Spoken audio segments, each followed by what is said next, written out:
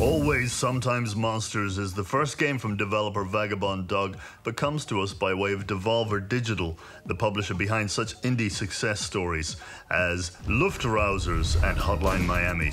In Always Sometimes Monsters, you play a writer who's down on his luck. His manuscript is not getting published. He's behind in his rent, and his girlfriend left him. Or it could be her girlfriend who's left, or boyfriend, or any kind of friend. And this is because the way the character selection is set up is it's kind of sneakily hidden in there. Yeah, you don't actually realize you're selecting the character that you're going to be for the rest of the game, do you? No, and playing as a particular race, gender, or sexual orientation can change the way other characters react to you within the story. I ended up with this scruffy guy who I inadvertently named Poop because I didn't realize I was also selecting a name for the character when I was asked to sign a card. Poop. Stay classy. At the beginning of the game, everything seems to be going very well for our hero, in some cases, Poop. But fast forward a year and he's desperate. His landlord has kicked him out of his apartment and he's forced to live on the streets and scrounge up whatever work he can do to make ends meet. Yes, and to make matters worse, the love of his life is going to marry someone else in 30 days' time. So you have exactly that long to try and scrape together enough money to get your life back on track and make it across the country to try and win her back. The game immediately throws you into a sense of desperation to really see how far you're willing to go in an effort to make a buck. And if people are nice to you, it becomes harder to want to treat them with respect in return. I always take the goody two-shoes route in games, trying to play the righteous hero. I always have, and I always will. I mean, that's just me. So personally, I set about trying to make an honest dollar in whatever way I could. Yeah, my intentions were pretty good too. I even shared a precious sandwich with a crazy homeless guy. That's how good of a guy I am. Yeah, but it's amazing how quickly my shiny moral code just fell apart. In a flashback to the early stages of my career, the publishing deal I was offered meant accepting it on my own and cutting out the writing partner I'd worked on the book with. But I took it anyway, writing partner be damned, because one of us may as well do well out of it, right? I mean, no use both of us being penniless. Whatever helps you get to sleep at night, Hex. I believe you threw him under the bus. I also like how if you call your friend to at least try and discuss it first, you basically get a message saying he can't afford the line rental.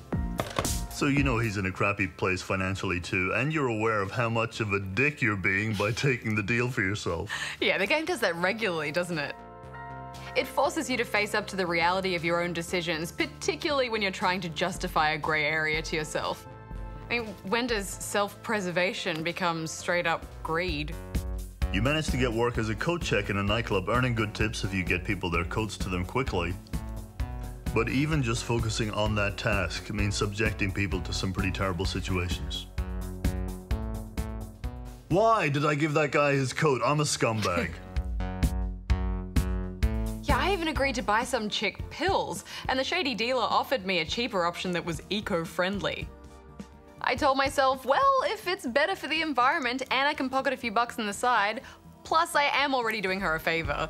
But deep down, I knew it was the shady thing to do, and later on when I bumped into her, I felt awful. What happened to being the righteous hero? I don't know, suddenly I'm a drug pusher. Not even a drug pusher, but a dodgy drug pusher that sells bad pills to girls. Yeah, you make the excuse that you're desperate. But since most of the time people treat you pretty badly, potentially worse depending on the avatar you choose, you find yourself justifying your bad behavior because it's a dog-eat-dog world. It's amazing how your moral code will start to erode with each and every decision. Yeah, and I guess you start to realize, you know, night after night sleeping on the street, that things just aren't going to get any easier for you.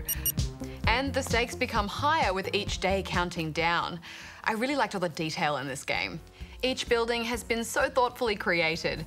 There are different things going on in each of them. Stuff to do, people to talk to, even collectibles to find. I like the little in-game arcade games at the developer's office.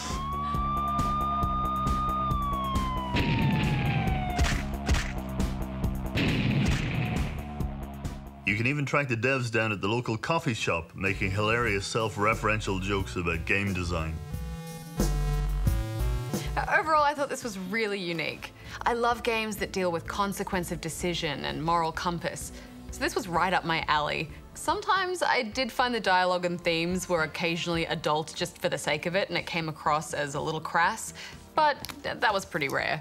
I kind of want to go back to the start of the game and pick a different avatar, and the one I feel will garner the most discrimination, just to see how that affects the situations in the game and my own reactions to them. And it's great when a game does that, making you want to play out different scenarios. Yeah, I agree, although really I'm just a bit ashamed of myself and I want to go back and start again just so I can try and be a better person. But is there such a thing as a better person? Or are there sometimes always monsters? No, I can go back and start again and I can be better. People can be good and honest and be rewarded for their honesty. And in the end, the good guys will win and there'll be rainbows and confetti. Oh, yeah, right, good guys winning. We live in a Game of Thrones world now. No one is safe. Oh, don't remind me. This is a difficult game to talk about because so much of it is about the narrative and character interaction, and we don't want to spoil it. But I was really impressed with how Monsters had me justifying and questioning absolutely everything. I'm giving it 8. I really enjoyed it as well and was surprised by it. On the surface, it doesn't look like the kind of game that will have you questioning the very essence of who you are. But it kind of goes there.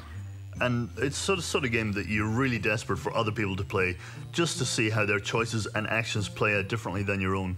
I'm giving it 8.5. And now, Goose.